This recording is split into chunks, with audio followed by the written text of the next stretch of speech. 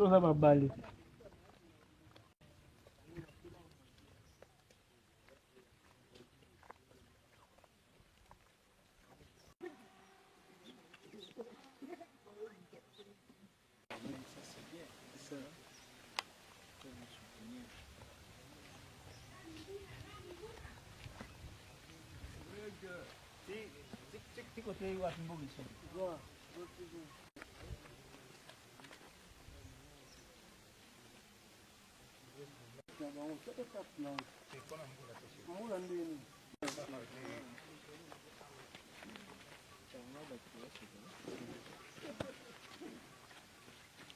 Bon, lelo eza mokula ya samedi 7 décembre.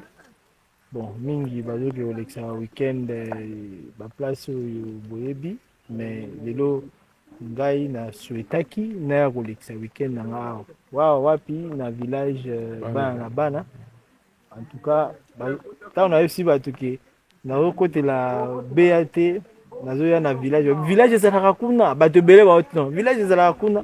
Alors lelo oyo bomoni awa donc naza nakusali nakoti na entrée ya BAT na okutana na chef Merveille oyo toza na ye awa ye nde azogere village bana chef bato batuna ye ngai ke soki okoti na BAT est-ce que village ezalaka koloba ndeni mpona kokóma awa na village bana nanu basalaka ndeni chef? Bon, mpona kokóma awa je pense que entrée na biso ezali na entrée ya BAT. Côté ozali vraiment le bureau de la police côté bossa la prince ya sika oyo ezokoma ti côté ba village na biso déjà ebandaki déjà et comme pe na kokende aussi la pour bakota sous deuxième tranche.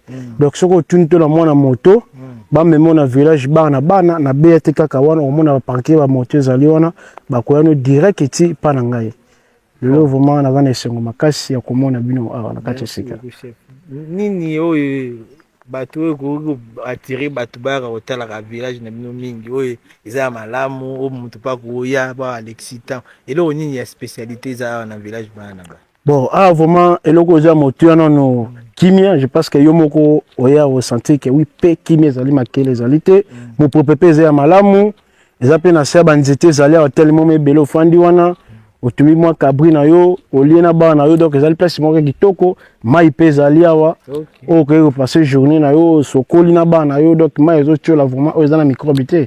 Bongo est-ce que bato msusu pe ba zo balungi ba kovana na village na yo ata kuti ba msusu bazana ba place na bango kuna na centre ville mais bakoyaka ka boete bazangi esika est-ce que bisika ezali ope bato pe bakokoya ba azwi mwa place na ye atongi pa vandi azosala pe tour ndenge nga lelo na ye awa.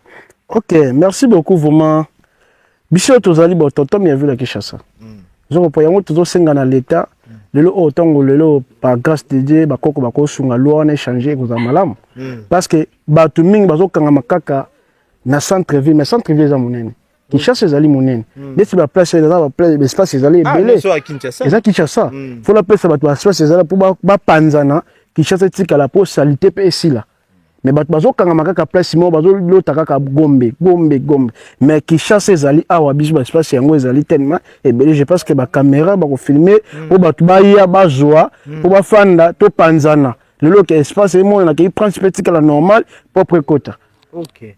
Bon chef, ceux qui visitent la actualité de la Mabé, oui que l'actualité est dominée par changement de constitution. Tant que la constitution, il ne faut pas raisonner seulement sur le plan politique. C'est ça. La constitution est même pour la société. Même binone bozawa, il faut boyer ba makamni ba okomakuna.